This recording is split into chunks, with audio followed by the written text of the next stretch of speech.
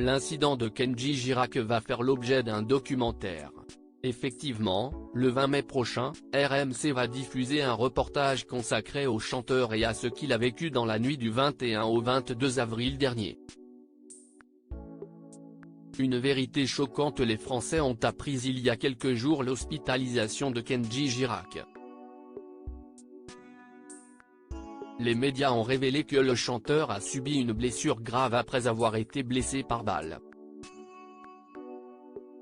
Cela avait rapidement fait polémique.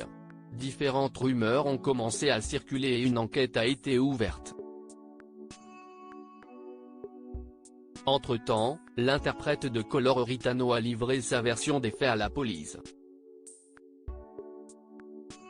Le chanteur a expliqué sa blessure par une mauvaise manipulation.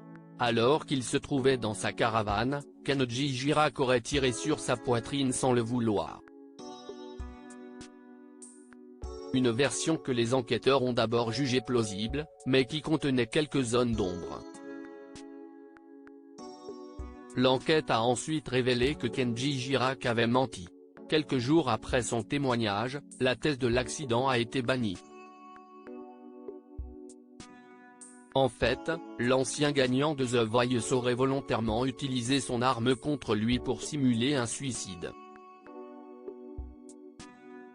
Il aurait fait cela pour faire peur à sa femme qui voulait partir avec leur fille.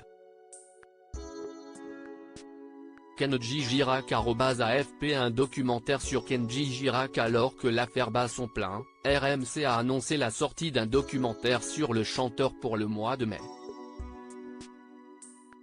Ce documentaire portera sur le parcours de la star, et fera la lumière sur cette affaire qui a fait couler beaucoup d'encre. En effet, le reportage sera diffusé au cours d'une soirée spéciale consacrée à l'incident.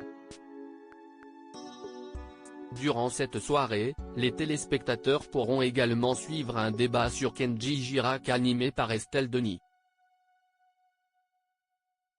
Ce débat se déroulera en deuxième partie de soirée, juste après la fin du reportage. Il portera sur les conséquences de la notoriété soudaine chez les jeunes. Ce sera l'occasion pour Estelle Denis d'évoquer enfin l'incident du chanteur. En effet, l'animatrice n'avait fait aucun débat sur le sujet jusque-là.